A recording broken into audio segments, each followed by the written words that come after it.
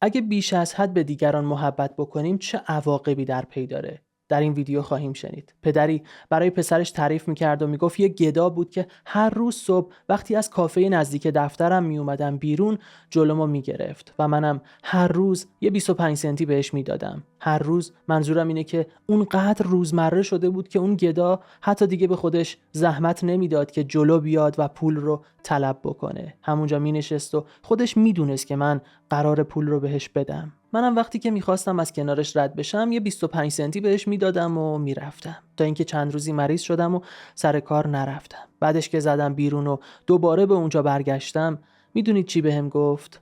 گفت $3.50 به من بدهکاری. بعضی از خوبی ها و محبت ها باعث بدعادتی و سوء استفاده دیگران میشه. میگن برای اینکه دیگران رو گرم نگهداری مواظب باش خودت رو آتیش نزنی. این ضرب المثل خیلی میتونه راه زندگی ما رو تغییر بده. یه وقتایی یادمون میره که خودمون مهمتر از بقیه هستیم. ما روحمون، بدنمون، دستمون، پامون، همه اعضای بدنمون هستن که در کنار ما دارن زندگی میکنن، نه دیگران. ما باید اول به خودمون احترام بذاریم و برای خودمون ارزش قائل بشیم، بعدش برای دیگران. اولین نفری که باید بهش خوبی بکنیم حتما باید خودمون باشه و متاسفانه بعضی وقتا ما این کار رو انجام نمیدیم، یعنی از خودمون میزنیم به دیگران میدیم. اینکه یه دغدغه ذهنی برای خودمون ایجاد بکنیم، خودمون رو توی مشکل و دردسر بندازیم با این هدف که میخوایم به دیگران کمک بکنیم، یا اینکه بیش از حد به دیگران محبت و خوبی بکنیم، در نهایت باعث میشه که دیگران گستاخ بشن و ما هم آزار ببینیم. اینو همیشه یادتون باشه، با خوبی بیش از حد کسی اسیر شما نمیشه، بلکه رئیس شما میشه. شما میشین کسی که فقط داره سرویس میده و کم کم به جایی میرسه که اون آدم فکر میکنه وظیفه شماست که بهش کمک بکنید، همیشه باشید، همیشه کاراشو انجام بدید، مشکلاتشو حل بکنید.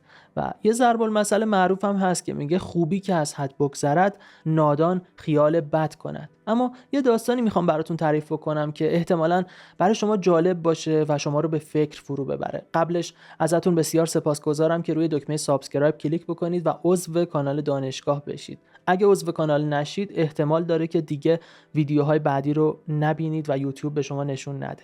ممنون میشم که با ما همراه بشید و عضو این کانال بشید. خیلی سپاسگزارم.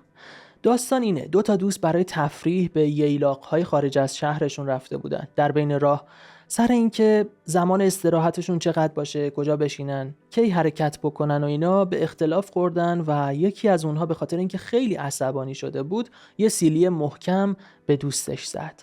اون یکی که سیلی خورده بود خیلی ناراحت شد، اما خب جوابی نداد و بدون اینکه چیزی بگه روی شنهای کنار رودخونه نوشت امروز بهترین دوستم به من سیلی زد. بعدش به راه خودشون ادامه دادن.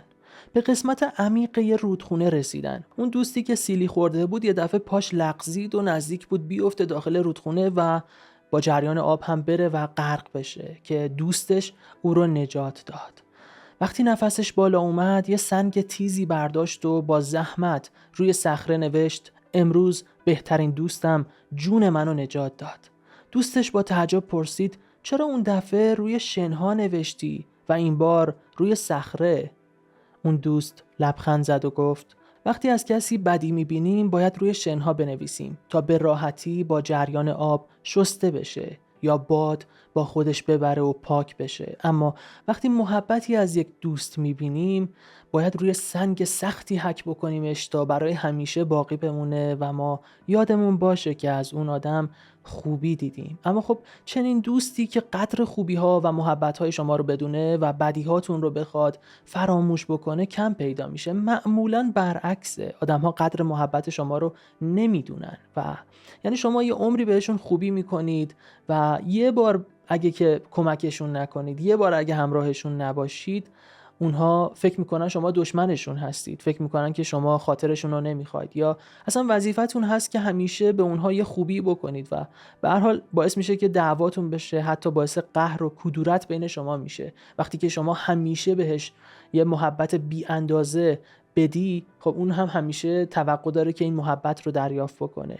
چند تا جمله در مورد محبت بیش از اندازه با هم دیگه بشنویم. ما تاوان اشتباهاتمون رو نمیدیم، ما تاوان محبتامون رو میدیم. اندازه ها تو که بدونی همیشه محترمی. اندازه گلیمت، اندازه محبتت، اندازه جیبت و حواسمون به اندازه هامون باشه.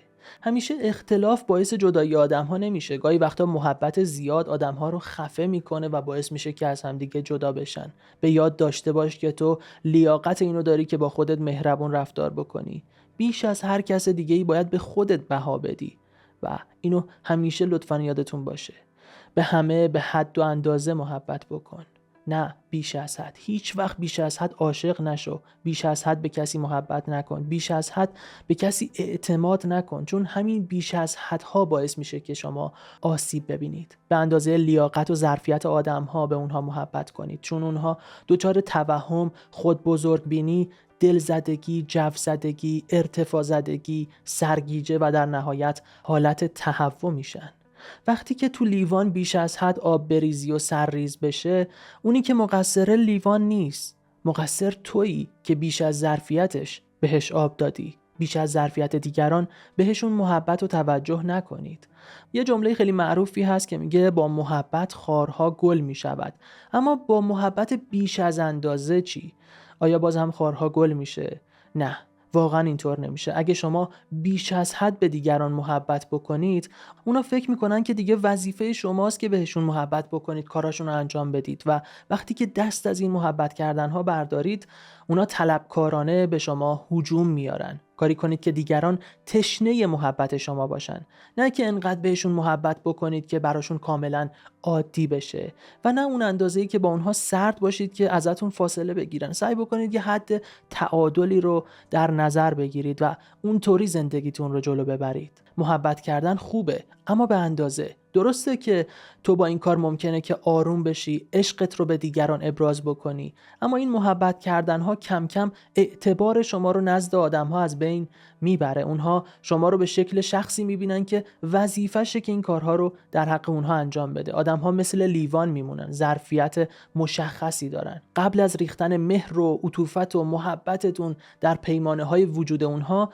اول ببینید ظرفیتشون چقدره، بعد به اندازه ظرفیت اونها بهشون محبت بکنید. اگه این کارو نکنید و محبت زیاد در حق اونها بکنید، خب سرریز میشه و محبت بالا میارن و باد علکی به قبقب میندازن و پیراهن احساساتشون رو لکه‌دار میکنن. فقط از خودت و عملکرد خودت باید اون موقع عصبانی باشی، نه اون آدم‌ها. این شما بودید که بیش از حد به اونها محبت کردید و ظرفیت اونها رو در نظر نگرفتید. و در نهایت سقراط یه جمله خیلی مهم میگه که تمام محبت خودتون رو به یک باره برای دوستت ظاهر نکن، چون هر وقت اندک تغییری مشاهده بکنه تو رو دشمن خودش میدونه. نظر شما عزیزان در مورد این ویدیو و این صحبت ها چی بود؟ لطفاً اگر که شما عزیزان هم تجربه‌ای در این مورد دارید در قسمت کامنت ها بنویسید. کارل یونگ میگه اگه زن جذابی رو دیدی که مجرد مونده، یه معنی بسیار جالب داره. برای تماشای اون ویدیو لطفاً روی تصویری که مشاهده میکنید کلیک کنید. ممنونم که این ویدیو رو لایک کردید. شب و روزتون قشنگ. به امید دیدار.